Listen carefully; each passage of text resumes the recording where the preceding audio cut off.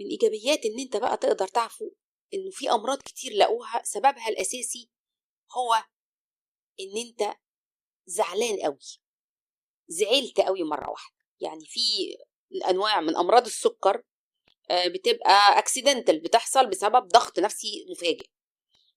حتى أمراض الضغط، ضغط الدم، ارتفاع ضغط الدم، ساعات كتير بيقولوا إنها بتكون سبب إن إحنا ما عرفناش نعمل إعادة بناء للثقة بعد الخيانة أو بعد الغدر.